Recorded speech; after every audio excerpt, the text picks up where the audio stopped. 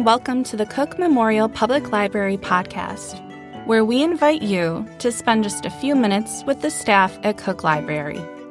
I'm Jenny, and my pick of the week is How to Write a Love Story by Catherine Walsh. I can't resist reading a romance novel during February, and How to Write a Love Story by Catherine Walsh was the perfect pick for my romantic heart.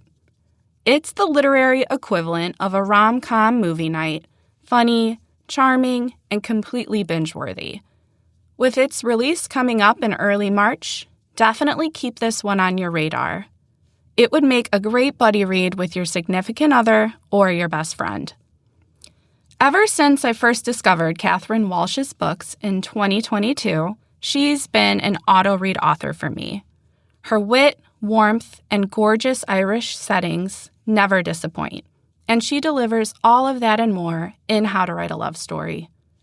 The story follows former writer Ciara Sheridan, who is tasked with filming the final installment of her late father's beloved epic fantasy series.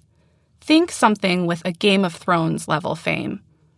This responsibility is a heavy one that is complicated by her grief, the overwhelming pressure from her father's devoted fandom, and her own personal struggles as a writer. She's coping with it all by mostly ignoring it, which, unsurprisingly, isn't going great. Enter Sam Sheridan, the editor assigned to help her finish the manuscript, and quite possibly her father's biggest fan. Sam is charming and kind, if a little work-obsessed, and deeply invested in the book series. He even has a tattoo to prove it. Watching these two work together to complete the most anticipated book of the decade creates such a natural foundation for humor and romance to grow, which, of course, it does. The book employs a dual point of view format, which opens with Sam's perspective.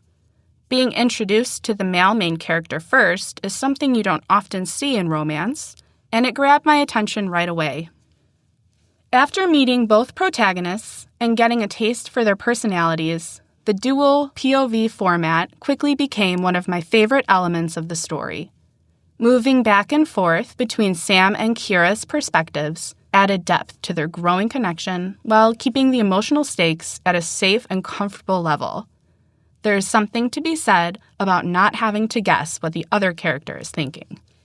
Sam's presence added a lot of fun and humor to the story, but Ciara's character arc wins out as the stronger of the two.